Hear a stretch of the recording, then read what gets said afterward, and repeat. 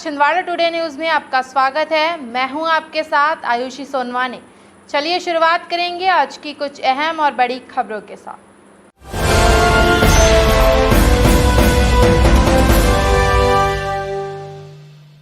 भारतीय रेलवे जरूरतमंदों के पास ऑक्सीजन की संजीवनी पहुंचा रहा है।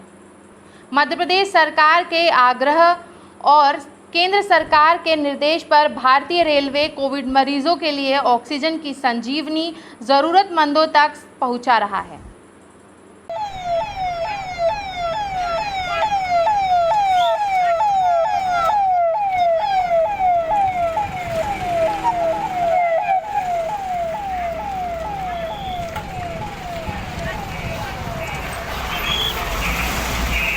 कल सुबह 5 बजे चले थे, अभी पहुंचे हैं ना।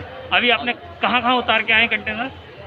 नहीं और गाड़ियाँ था ना, 6 गाड़ी। कहाँ उतरी है वो पीछे कोई ग्वालियर के साइड गया है, कोई जबलपुर गया है, कोई वहीं और कोई एडजस्ट हुआ। मेरा कहाँ गया है तो पता नहीं। आपको कहाँ? भोपाल? मेरा भोपाल 2 गाड़ी का। बरेली के राधे श्याम कई अवार्ड जीतकर कर चुके हैं बरेली का नाम रोशन। बरेली तहसील के धोखड़ा के निवासी राधेश्याम कहार ने गरीब परिस्थिति में भी हिम्मत नहीं हारी और अपनी मंजिल को पाने के लिए संघर्ष करते रहे।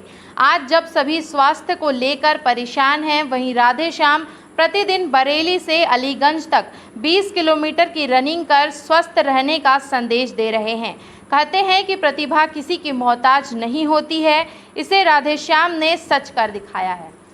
सर मैं अभी 5 किलोमीटर ओलंपिक की तैयारी कर रहा हूँ। अच्छा, क्या क्या करते हैं आप सुबह से?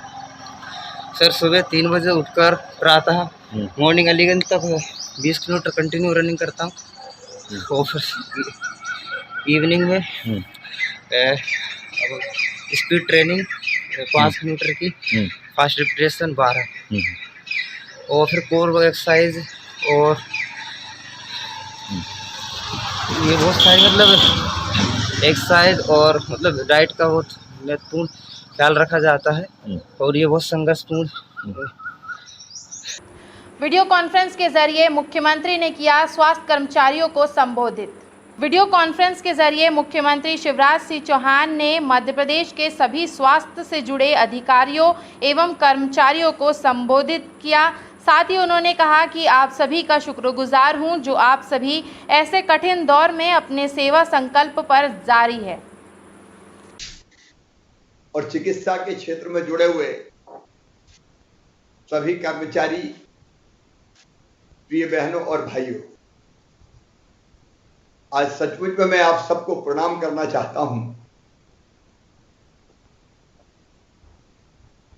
जिस महासंकट से आज देश और दुनिया गुजर रही है और हमारा प्रदेश भी गुजर रहा है, हम में से कभी किसी ने इसकी कल्पना तक नहीं की थी। हम जानते हैं कि संकट विकट है, इलाज आपने बहुत किए, लेकिन एक ऐसी संक्रामक बीमारी, एक ऐसा अनजान दुश्मन कि जो एक दूसरे के संपर्क से फैलता है। गृह मंत्री नरोत्तम मिश्रा ने भोपाल सेंट्रल जेल का भ्रमण किया। गृह मंत्री डॉक्टर नरोत्तम मिश्रा ने भोपाल सेंट्रल जेल का भ्रमण कर कैदियों का हालचाल जाना। उन्होंने कहा कि जेल के बंदी भी उनके परिजनों की तरह ही है। कोरोना संकट की घड़ी में उनकी चिंता करना हमारा दायित्व है, इसीलिए आज जेल का भ्रमण कर उनका हालचाल जाना है। सभी आवश्यक प्रबंध करने के निर्देश दिए गए हैं। साथ ही कहा कि बंदियों के परिजनों को चिंता करने की आवश्यकता नहीं है, जेल प्रशासन सभी आवश्यक सुविधा मुहैया करा रहा है। ऐसी परिस्थिति में अभिभाषक तो आ नहीं सकते। अब डीजी साहब हैं, हम ही उस भूमिका में परिवार के सदस्य की उनके हालचाल जानने के लिए आज जेल में आए थे। हमारी जेलों में नियमित काढ़ा दिया जा रहा है। मास्क की सुविधा है। वैसे तो पूरे प्रदेश में पिछले कोरोना के टाइम में हमारे जेलों से ही मास्क की पूर्ति हुई थी। अभी भी हमारे जेल जो मदद हो सकती है हमारे कैदी भाइयों के द्वारा मास्क बनाने की, सैनिटाइजर की, और वहाँ पर बाकी की चीज़ें आज देखने में आई। प्रदेश कांग्रेस प्रवक्ता ने सरकार पर लगाए गंभीर आरोप। प्रदेश कांग्रेस प्रवक्ता ने सरकार पर आरोप लगाते हुए कहा कि मैंने अपनी बहन खोई है, मैंने अपना खोया है। मानवी चौहान चली गई, वरिष्ठ पत्रकार मनोज सिंह राजपूत को खोया। दोनों ही दमोह उपचुनाव में पार्टी के प्रत्याशी के प्रचार में दमोह में थे। सरकार की लापरवाही से जा रही है लोगों की जान। अंततः चुनाव की विभीषिका सामने आ ही गई। आज मैंने मेरी बहन खोई है, मेरा भाई खोया है। देश में ऐसे कितने लोग हैं, कितने साथी हैं। आज मानवी चौहान जी का निधन हुआ, मनोज सिंह राजपूत जी पत्रकार महोदय, आज उनका निधन हुआ। दोनों ही दमोह उपचुनाव में चुनाव के कार्य को संपन्न करा रहे थे, अपने अपने नैतिक दायित्वों का निर्वहन कर रहे थे। वे अपने नैतिक दायित्वों का निर्वहन कर रहे थे, पर जो सत्ता संभाल के बैठे हैं, सत्तानीसीन, मन की बात से लेके और घोषणावीर, क्या करेंगे अब आप, क्या कर लेंगे आप?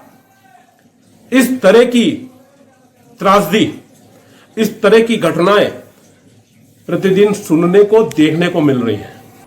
अंबिका प्रसाद खरे का दावा, 4 दिन में ठीक कर सकता हूं कोविड पेशेंट को।